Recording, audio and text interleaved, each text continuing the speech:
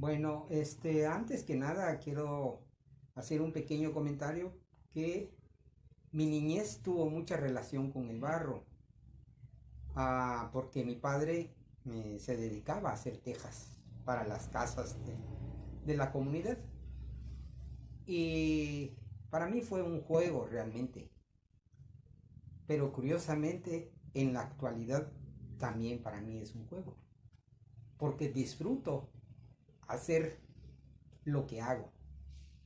Es una dicha realmente poder modelar y luego el haber también tenido mucha relación con el arte prehispánico, porque me aventuré a venir a esta ciudad casi que sin el permiso de mi papá, pero he sido persistente y siempre pensé que está bien la ciudad, pero que quería ir un poco más lejos. Entonces busqué la oportunidad de becas. Estuve detrás de las becas porque trabajaba para el Instituto de Antropología e Historia. En ese momento era un dibujante para un proyecto arqueológico. Y llegaban las convocatorias de becas para que uno pueda aplicar. Y entonces apliqué a varias.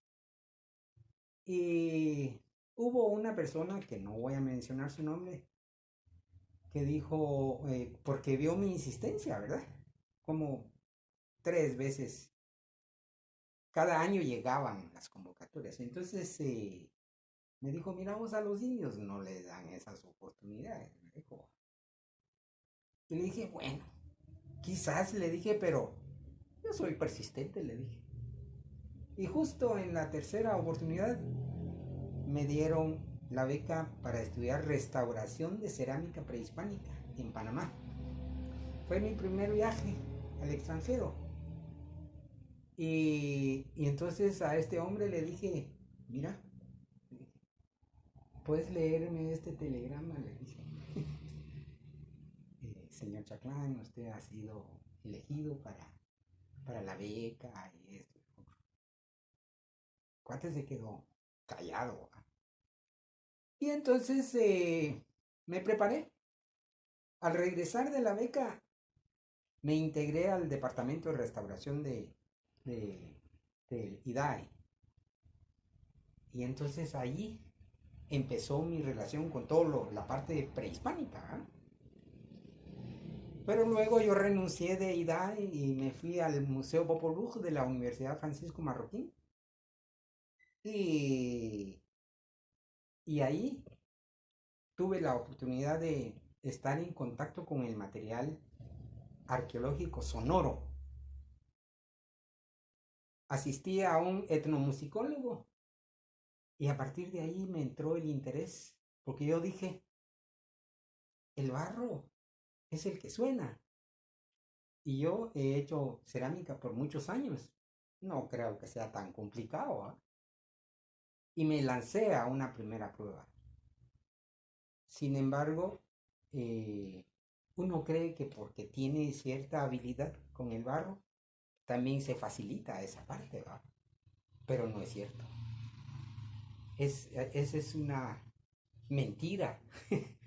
Porque, miren, estuve quizás un día completo de estar queriendo sacarle sonido a, un, a una piececita, ¿va? Porque yo veía que tiene un agujero donde entra el aire y otro donde sale el sonido. Yo dije, eso. Y nada. Estuve luchando y luchando. Al fin salió un pequeño sonido, ¿verdad? Y eso me tranquilizó un poco. Pero al día siguiente hablé con el curador del museo. Y le dije, mire, yo quisiera investigar cómo se manufactura, ¿verdad? Porque el etnomusicólogo, él está investigando los sonidos. Pero yo quiero probar a hacerlo. Le dije, usted no se preocupe, me dijo, usted es el restaurador. Usted puede entrar a la bodega y sacar al que más le interese. ¿No? Y así fue. Yo saqué un original que sonaba bonito.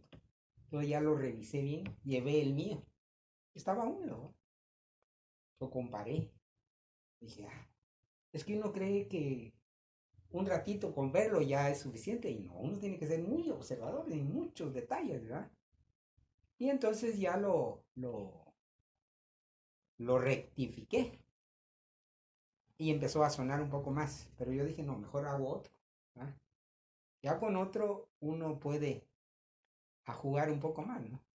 Y les estoy hablando de los años 97.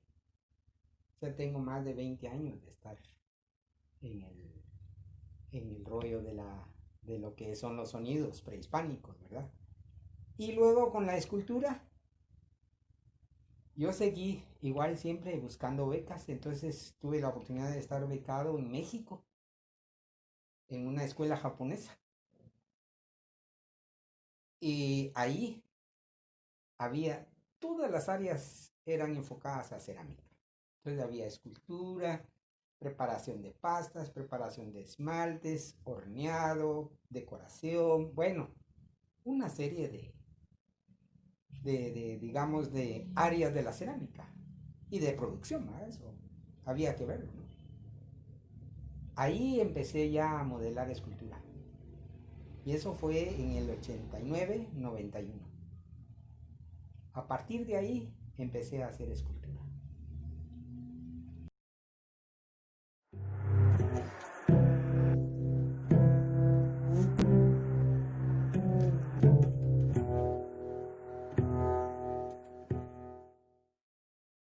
Bien.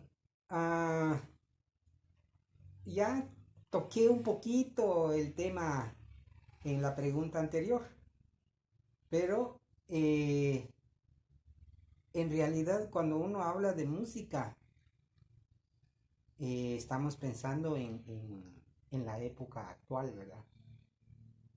Y los sonidos de los instrumentos musicales prehispánicos son pentatónicas, les dicen, porque no tienen esos sonidos actuales. Dicho en otras palabras, no tienen un do re mi, pues, sino simplemente abrieron ciertos agujeros y lograron emitir sonidos. Ah, hay una persona que decía que en realidad los mayas no hicieron música, sino que lo que hicieron fue imitar la naturaleza. Y no deja de tener razón, hay algo de eso, pero en determinado momento en un proyecto arqueológico encontraron una flauta que tiene 6 agujeros de digitación, una flauta tubular. ¿Ya? Lamentablemente le hacían falta partes de la pieza, o sea, no se podía ejecutar. Pero eh, una pieza de ese tamaño y con esa cantidad de agujeros de digitación se puede hacer un tipo de melodía. Y eso luego lo vamos a comprobar un poco. Porque hay mucho que hacer. Y si uno hace la prueba, puede lograr. Yo siempre digo que yo no soy músico, porque está bien claro que mi trabajo es la cerámica. Pero lo que hago con mis instrumentos es lo que sale del corazón. Es un sentimiento que uno lo expresa. Y cuando la gente lo oye, a veces ni me miran, sino están recibiendo los sonidos hacia su cerebro y hacia el corazón, ¿verdad? Entonces al final de cuentas dicen, mire, maestro, usted es un músico, ¿verdad? Miren, la verdad es que no soy músico porque no pasé por el conservatorio, ¿verdad? Sí he pasado, pero ahí en la tercera calle, ¿no? Entonces, pues, no he estudiado música. Y sí me encanta me gusta lo que hago y es un reto poder hacer los sonidos con el barro. Y la escultura, pues en realidad me encanta lo que se puede lograr con él. Y les he de decir que no todo es ganancia.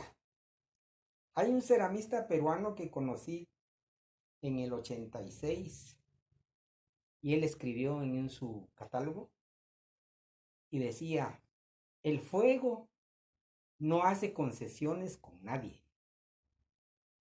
Y es cierto. Media vez el barro se mete al horno. Ahí, ¿cómo se llama? El horno es el que dispone de él.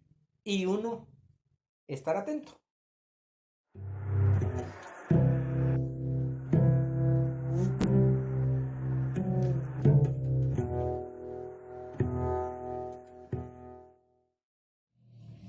Bueno, la restauración es determinante porque, por decir algo, uno se vuelve como un traumatólogo cuando recupera una pieza. Regularmente las piezas están fragmentadas, algunas hasta en 800 fragmentos. Y entonces lo que uno hace es volverles a dar vida. Uno les da vida porque recupera la forma, recupera la decoración y entonces el público la puede ver de nuevo. ¿Cómo pudo haber sido? Claro, siempre se queda la evidencia de que uno la ha intervenido, pero es muy importante porque si no estaría tirada en el suelo. En cambio, si uno la recupera, la restaura, le da otra vez vida a esta pieza, ¿no? Entonces, igual, para mí ha sido un privilegio haber restaurado piezas para varios museos y varios proyectos arqueológicos que hasta la fecha pues están expuestas en museos, ¿no? Ha sido parte de mi trabajo y si no fuera por restaurador, yo no estaría involucrado con estas piezas sonoras.